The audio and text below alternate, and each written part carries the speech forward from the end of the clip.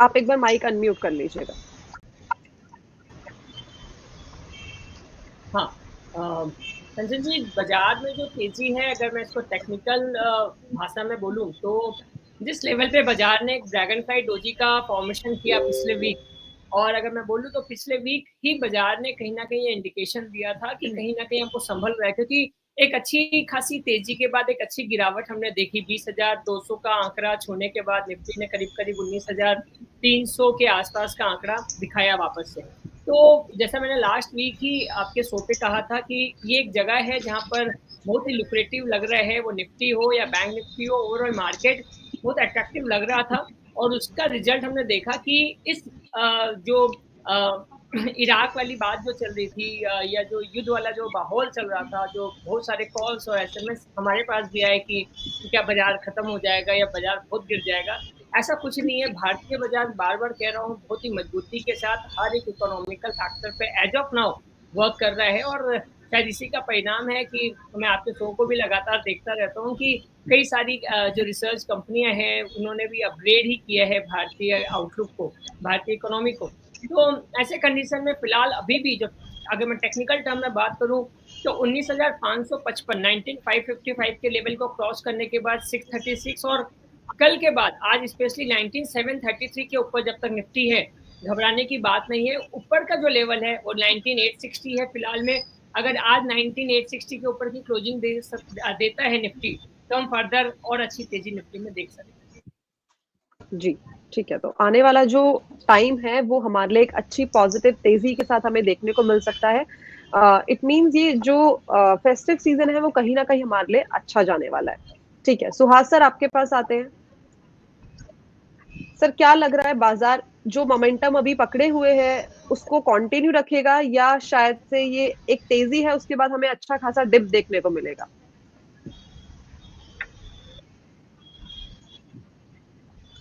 So, good morning, ma'am. Whatever the technical, whatever the fundamental, but अभी जो focus में है वो है अपना हमास एंड इजराइल वाला जो युद्ध का सिचुएशन है वो क्रिटिकल है। वर्ल्ड अभी बहुत ही डायनेमिक हो चुका है, ग्लोबल कुछ भी होता है। कहते हैं आग कहीं भी लगे धुआं हमारे वहां उठता है, अर्थक्वेक कहीं भी हो आफ्टर शॉक हमारे वहां ही होता है। बट इस बार आप देखें आफ्टर शॉक इतना हुआ नहीं, निफ्टी से 100 पॉइंट गिरा और वापस ऊपर आ गया, क्योंकि मार्केट के जो भी वैल्यूएशन है बहुत फेयर है। ईपीएस बढ़ रही है, price to book value well control है सर, डिविडेंड यील्ड अच्छा है, प्राइस टू अर्निंग रेशियो 22-23 के आसपास है, which is a fairly value. तो कोई भी डिप्स मिले उसको बाइंग अपॉर्चुनिटी कंसीडर करनी चाहिए। और अगर ऐसी ग्लोबल से चल रही है with example of the Russia Ukraine war, तो मार्केट के लिए कुछ नया नहीं है अभी ये सब। मार्केट तभी जोरों से क्रैश करेगा जब उसको राइट, वैसे ही जोरों से राइज करेगा जब उसको सरप्राइजेस मिलेंगे। तो अभी मार्केट धीरे धीरे ऊपर जा रहा है और कोई भी डिप्स मिले उसको बाइंग अपॉर्चुनिटी कंसीडर करिए। जनरली टेक्निकल लेवल पे निफ्टी को 220 मूविंग एवरेज को एक बेंचमार्क माना जाता है to find the current trend. अभी उसी के ऊपर टिक रहा है, 19,800 के आसपास है। तो अगेन ये बाइंग अपॉर्चुनिटी है, बाय ऑन डिप्स मार्केट है, एक्यूमुलेट करिए फॉर 2024। जी, ठीक ठीक है। तो सर ने बता दिया है कि इस टाइम पे हमारे पास एक अच्छी खासी बाइंग अपॉर्चुनिटी है, और जो बाजार क्रैश है वो किस सिचुएशन में है कि एक अगर एकदम से कोई न्यूज आ जाए, और वो न्यूज ऐसी न्यूज नहीं कि बहुत छोटी मोटी न्यूज, कोई सरप्राइज एकदम से मिल जाए, तो उस सिचुएशन में हो सकता है। लेकिन अभी फिलहाल घबराने की जरूरत नहीं है, बाजार के अंदर एक संतुलन बना हुआ है और हमें आने वाले टाइम पे एक अच्छी खासी तेजी देखने को मिल सकती है।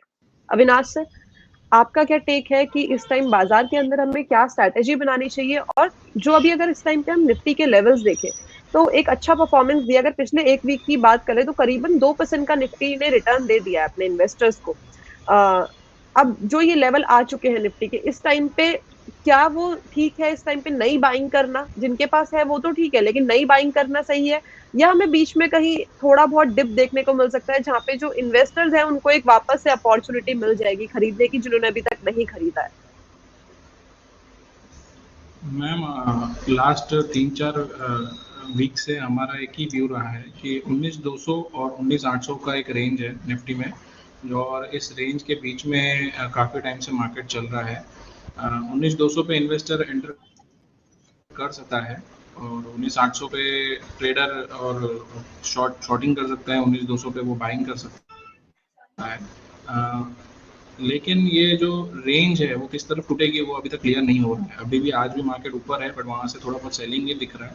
कंटिन्यूसली एफआईआई का सेलिंग हमको दिख रहा है, डीएक्सवाई ऊपर है। तो जो ग्लोबल हेडविंड्स जो हमारे लास्ट वीक थे वो आज भी खड़े ही हैं, यील्ड ऊपर ही है, उसके ऊपर ये वॉर का सिचुएशन हो गया है। और उसमें भी जैसे अभी इजराइल भी अगर वॉर में एंटर हो जाता है और वो एग्रेसिव रुख लेगा तो उसने भी $30 बिलियन का यूएस ट्रेजरी बेचा है अपना करेंसी प्रोटेक्ट करने के लिए। तो एक और सेलर मार्केट में आ गया है, पहले जापान था, फिर चाइना था, अभी इजराइल भी आ गया है। रशिया को उन लोगों ने सिस्टम से बाहर कर ही दिया है। तो फाइनेंशियल सिस्टम अमेरिका का ऑलरेडी फ्रजाइल है, उसके ऊपर ये हो रहा है। और ये जो वॉर है ये दो कंट्रीज के बीच में नहीं है, it's a terrorist organization in a country. ये डिफरेंस है रशिया और यूक्रेन के बीच में। और यहाँ पे एक रिलीजन एंगल दिया जा रहा है। एज सच अब कोई प्रॉब्लम नहीं है मार्केट को। मार्केट का बड़ा रिएक्शन तब आएगा अगर कोई कंट्री इसमें बीच में एंटर करता है। कतार या ईरान अगर वो एंटर हो जाते हैं इस वॉर के अंदर, then it would be a big negative for the market. As such Israel और हमास के बीच के लिए मार्केट इतना बड़ा उसको इम्पोर्टेंस नहीं देगा, क्योंकि इसराइल की इकोनॉमी को इतनी बड़ी नहीं है जो वर्ल्ड इकोनॉमी को इतना बड़ा इम्पैक्ट करे। और इसराइल हमास को डिस्ट्रॉय करने के लिए ही ऑब्जेक्टिव होगा उसका, और कोई उसका ऑब्जेक्टिव होगा नहीं। तो वो तो मेरे ख्याल से एक वीक के अंदर ही ख़त्म हो जाना चाहिए जो भी उनका ऑपरेशंस है। बट अगर ईरान या कतार कोई अगर उसमें एंटर करता है then it's a big bad negative news, क्योंकि फिर वो एक ग्लोबल इकोनॉमी में एक डिवाइड क्रिएट कर देगा जो रशिया यूक्रेन ने नहीं किया, लेकिन ये वॉर एक क्लियर डिसाइसिव डिवाइड क्रिएट कर देगा एक वर्ल्ड में। जी, ठीक है। तो सर ने हमें बहुत ही विस्तार में बता दिया है कि किस तरीके से जो ये सिनेरियो चल रहा है इस टाइम ग्लोबली वो हमारे मार्केट को किस तरह से इम्पैक्ट कर सकता है। अभी इम्पैक्ट हमें देखने को मिले या ना मिले, अगर कोई सिचुएशन ऐसी खड़ी हो जाती है कि और कंट्रीज भी इसमें आके जुड़ जाती है, तो हो सकता है कि एक हमें कियोस्क देखने को मिले बाजार के अंदर। लेकिन हाल फिलहाल के लिए जो बाजार के संकेत हैं वो अच्छे खासे ही दिख रहे हैं। हमारे साथ एक एक्सपर्ट और जुड़ गए हैं, निखिल जी, एक बार उनका भी स्वागत कर लेते हैं। नमस्कार सर, स्वागत है आपका शो में। Thank you ma'am. जी सर, कैसा लग रहा है बाजार ग्लोबली? तो हमें अच्छे संकेत नहीं मिल रहे हैं। अगर हम खबरें उठा के देखें तो कहीं ना कहीं यही न्यूज आती है कि अफगानिस्तान में अर्थक्वेक आ गया, और इजराइल का जिस तरीके से अभी फाइट चल रहा है हमास के साथ, ये ऐसे संकेत मिल रहे हैं। तो ये बहुत ज्यादा डिस्टर्बिंग है हर किसी के लिए। बट बाजार के अगर जो लोग हैं उनको इस टाइम पे काफी ज्यादा अच्छा मौका मिल रहा है काम करने का, एक अच्छा खासा लेवल देखने को मिल रहा है। और अच्छी बात उनके लिए जिन्होंने मंदी के टाइम पे अपनी पोजीशन बना रखी थी, वो उस टाइम पे बल्ले बल्ले कहीं ना कहीं बाजार के अंदर कर रहे हैं। आपका क्या कहना है कि जिन्होंने नहीं बनाई थी वो उस टाइम पे क्या करें, और साथ ही साथ ओवरऑल बाजार का सेंटिमेंट कैसा लग रहा है आने वाले टाइम के लिए? मैडम, इसराइल पर हमास के आतंकी हमले जो हो रहे हैं और इसराइल का जवाबी कार्यवाही भी चल रही है, तो मेरे हिसाब से भारत और इसराइल के बीच जो व्यापार है वो फिलहाल उसकी कोई खास असर नहीं पड़ेगा, क्योंकि उसको कोई संभावना ही नहीं है। और इसके चलते स्थानिक फंड जो है और स्थानिक हमारा जो बाजार है उसमें एक नई तेजी का भी माहौल मतलब मिलेगा आपको। स्थानिक फंडों की और ये संस्थागत जो अपने मतलब जो विदेशी नहीं लेकिन संस्थागत जितने भी निवेशक है उसकी खरीदारी अभी हाल में जो मतलब मंदी का एक रूप था तो उसके हिसाब से धीमी पड़ गई है। बेसिकली मेरे हिसाब से दुनिया भर में एक बार फिर भू राजनीतिक तनाव पैदा हो रहा है। फिर भी प्रत्याघाती रूप से हम देखा जाए तो तेजी का मुख्य कारण क्या है? स्थानिक है। कोई भी आप देख लीजिए मैडम, स्थानिक कारण होगा तो ही मार्केट में स्थानिक लेवल पे तेजी दिखाई देगी। जैसे स्थानिक रीजन ये है कि भारतीय रिजर्व बैंक द्वारा ब्याज दरों में और बढ़ोतरी नहीं की गई और उसके संकेत के साथ लगातार चौथी बार ये जो रेपो रेट है वो स्थिर रखा गया है। ब्याज दरें जो संवेदनशील होने के कारण हमारी जो प्रमुख सेक्टर कंपनी है उसके शेयरों में एक बिकवाली की जगह में खरीदारी का माहौल देखने को मिला। और आने वाले दिनों में अभी त्रिमासिक मतलब कॉर्पोरेट रिजल्ट भी आने वाले हैं। दूसरा और एक कारण है कि आईएमएफ द्वारा भारतीय शेयर बाजारों में भारत की आर्थिक वृद्धि, जिसको जीडीपी वृद्धि हम बोलते हैं, उसका अनुमान भी 6.1 से लेकर बढ़ा दिया है और 6.3% कर दिया है। तो भारतीय जी शेयर बाजार में जब तक मेरे हिसाब से हानि के लेवल पर कोई ऐसा नेगेटिव रीजन नहीं आए, तो मार्केट बुलिश ही रहेगा। और मैं तो ऑलवेज बुलिश के साथ ही मतलब ट्रेड करता हूँ। नेगेटिव शॉर्ट टर्म के लिए होता है और बुलिश लॉन्ग टर्म के लिए होता है। जी, ठीक है। तो सर ने बता दिया है कि किस तरीके का हमें बाजार का मूड देखने को मिलेगा। ये तो पता है कि निफ्टी ने शुरुआत करी है तो वो आगे तो बढ़ेगा ही। हाँ, ठीक है, जो लॉन्ग टर्म का नजरिया है वो सर का हमेशा बुलिश ही रहता है। शुरुआत कर दी तो आगे दौड़ लगाएगा ही लगाएगा। आलोक सर, वापस आपके पास आते हैं। सर, मैं हमेशा एक सवाल पे आके अटक जाती हूँ जो मुझे बहुत ज्यादा कंफ्यूज करता है। सब कुछ अच्छा चल रहा है, मार्केट भी अच्छा चल रहा है, हर चीज सही है, लेकिन जो ये फॉरेन इन्वेस्टर्स हैं, ये अपना बिकवाली का मूड क्यों नहीं छोड़ रहे? ये कब छोड़ेंगे सर बिकवाली का mood?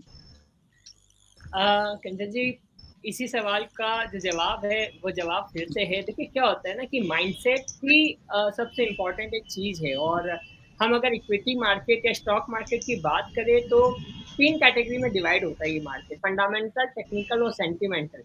India as a country कहीं ना कहीं एक सेंटिमेंटल कंट्री है, और ये बात अच्छी खासे तरीके से एफआईआई भी जानते हैं, और उसी का इम्पैक्ट हम देख रहे हैं। क्योंकि उनका जो अकाउंटिंग ईयर है, देखिए सबसे पहले छोटी छोटी चीजें जिनको मैं कनेक्ट करना चाहूंगा कि उनका जो अकाउंटिंग ईयर है वो दिसंबर में खत्म होता है। हमारा मार्केट ऑलरेडी हम नहीं देख रहे, हम तेजी में और तेजी ढूंढ रहे हैं। लेकिन अगर आप बहुत सारे स्टॉक देखेंगे जो लास्ट 1-1.5 साल के अंदर 50 से 100% तक का रिटर्न दे चुके हैं, तो वो उनकी तरफ से ये अमूमन सा है कि भैया यहाँ पर प्रॉफिट बुकिंग करते रहना है। फिर एक इंटरेस्ट रेट पैरिटी का चक्कर है। तो ऐसे कई छोटे छोटा फैक्टर्स है जिनको जोड़ के जब वो देखा जाता है तो एफआईआई अपने आप को सेफ जोन में रखना ज्यादा पसंद करते हैं। हमारा स्टाइल और उनके स्टाइल में जमीन आसमान का फर्क है। वो डेटा पे काम करते हैं, वो नंबर्स पे काम करते हैं, हम सेंटिमेंट पे काम करते हैं। तो उनकी तरफ से ये है कि जहाँ एक अच्छी खासी प्रॉफिट आ रही है, और आप समझिए कि आप वॉल्यूम देख रहे हैं, 10 की चीज अगर 50 हो गई है तो वो अगर थोड़ा भी बेचेंगे ना तो वो हमें लगेगा ज्यादा, राइट। तो 10 का माल अगर 50 हो गया है और उसमें भी वो अगर 25 का बेचे तो हमें लग रहा है वो माल लेके जा रहे हैं, यहाँ से पैसा लेके जा रहे हैं, जबकि ऐसा कुछ भी नहीं होता है। इवन मैं एक और आंकड़ा शेयर करना चाहूंगा कि हम लोग एफआईआई का जो डेटा देखते हैं वो सिर्फ इक्विटी का देखकर ही खुश हो जाते हैं। आप अगर सही में इस आंकड़े को देखेंगे तो आपको पता चलेगा कि वो इंडिया से पैसा नहीं निकाल के ले जाते, वो इक्विटी से पैसा निकाल कर अपने को सेफ रखने के लिए डेट में डाल देते हैं। ये एक आंकड़ा आपके सामने आप कभी भी चेक कर सकते हैं। तो कहने का मतलब है पैसा नहीं जा रहा, राइट मोमेंट का इंतजार हो रहा है। चुनाव, फिर से बोलूंगा, हम चुनाव को डिस्काउंट करने की कोशिश कर रहे हैं, वो नहीं करेंगे। तो ये चुनाव एक बड़ा फैक्टर है, और हर किसी के लिए, सिर्फ एफआईआई के लिए नहीं। मैं तो हमारे रिटेल इन्वेस्टर्स को भी हर टाइम सलाह देते आया हूँ कि जहां प्रॉफिट आए उसको बुक करते रहिए। चाहे आप 20,000 का सेलिब्रेशन बना रहे हैं, सेलिब्रेशन कर रहे हैं, वहां पे भी प्रॉफिट बुकिंग या स्मार्टली आपको अपना पोर्टफोलियो रिबैलेंसिंग करना चाहिए। चाहे 19,200 का लेवल आया, वहां पर भी पोर्टफोलियो रिबैलेंसिंग करना चाहिए। तो अभी जो माहौल है ये एक तरफा तेजी वाला माहौल नहीं है। आपको स्टॉक स्पेसिफिक रहते हुए काम करना है, और वहां पर सिर्फ तेजी, मतलब आपने एक स्टॉक में पैसा कमाया, वहां से प्रॉफिट बुकिंग की और फट से आप दूसरे स्टॉक में चढ़ गए, तो इसको स्मार्ट इन्वेस्टमेंट या स्मार्ट तरीका नहीं बोला जाएगा। आप कभी कभी आपको कैश पे भी बैठना पड़ता है। और जो आपने भी थोड़ी देर पहले ही कहा कि जिन लोगों ने अभी 19,200 के आसपास में आकर वापस से बाइंग की, जी हाँ, एक गोल्डन अपॉर्चुनिटी थी। और फिर बोलता हूँ, आपके शो पे लास्ट टाइम कहा था कि बहुत लुक्रेटिव जगह पर निफ्टी और बैंक निफ्टी है। देखिए अच्छा खासा रिटर्न एक हफ्ते के अंदर ही हम देख पा रहे हैं।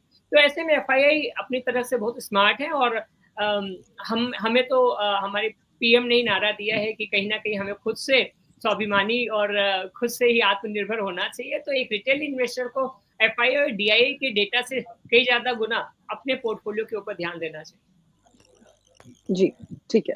तो जानकारी ले ली है कि घबराने की जरूरत नहीं है, पैसा अंदर ही घुमाया जा रहा है कि एक जगह से निकाल के दूसरी जगह लगाया जा रहा है। बस थोड़े से सेंटिमेंट्स का फर्क है, वो किसी और चीज को अभी इस टाइम पे देख रहे हैं, और हमारा जो मार्केट में काम करने का तरीका है वो थोड़ा सा अलग है। ठीक है, ओवरऑल बाजार के बारे में सारी जानकारी ले ली है, किस तरह से हमें इस टाइम पे नजर रखनी चाहिए। अब चलते हैं सीधा स्टॉक रिकमेंडेशन के ऊपर और जानते हैं कि कहाँ पे हमें अच्छी